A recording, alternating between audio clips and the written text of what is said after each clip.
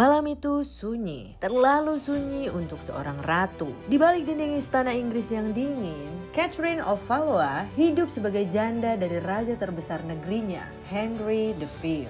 Raja perang yang dielukan Inggris sebagai legenda. Dan di balik kebesaran nama itu, Catherine perlahan tenggelam dalam bayangannya sendiri. Semua orang menghormatinya, tapi tidak ada yang benar-benar melihatnya. Sampai seorang pria Wales masuk ke hidupnya. Namanya Owen Tudor.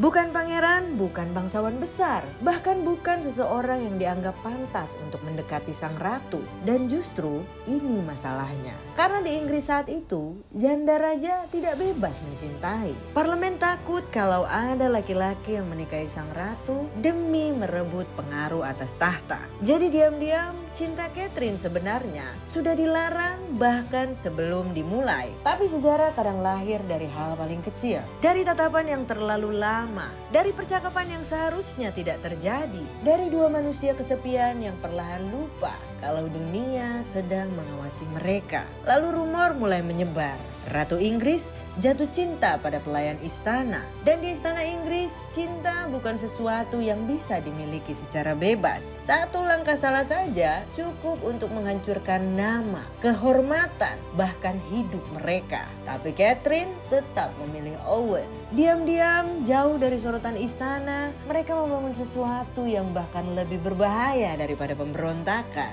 Benih tahta. Dan tidak ada yang menyadari bahwa dari hubungan terlarang itu akan lahir darah yang suatu hari merebut seluruh Inggris. Karena anak mereka nantinya menjadi ayah dari Henry VII, raja pertama dinasti Tudor. Dinasti yang melahirkan Henry VIII yang menghancurkan gereja demi cinta, yang mengeksekusi istrinya sendiri, yang kemudian darahnya mengalir pada Elizabeth I. Semua itu berawal dari cinta yang seharusnya tidak pernah ada. Dan mungkin itu yang paling mengerikan dari sejarah. Kadang kerajaan besar tidak lahir dari perang, tidak juga dari politik, tapi dari dua orang yang diam-diam saling mencintai saat dunia melarang mereka untuk bersama.